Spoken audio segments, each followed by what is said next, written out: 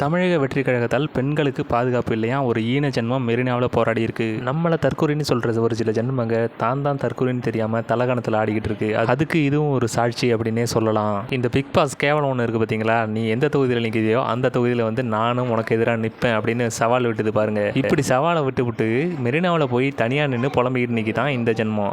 எங்க தளபதி பெரம்பூர் தொகுதியில் நின்று தான் போட்டிக்கிட்டுறாப்புல, நீ என்னன்னா அவருக்கு எதிராக பிரச்சாரம் பண்ணுறன்ட்டு மெரினாவில் தனியாக போய் நின்று கத்திக்கிட்டு இருக்கிற. அங்கே ஒன்றும் இப்போ ஜல்லிக்கட்டு போராட்டம்லாம் நடக்கலையே, நீ எதுக்கு அங்கே போய் தனியாக கத்திக்கிட்டு நிற்கிற? ஒருவேளை மெரினாவை தான் பெரம்பூர் தொகுதின்னு நினச்சிட்டியோ?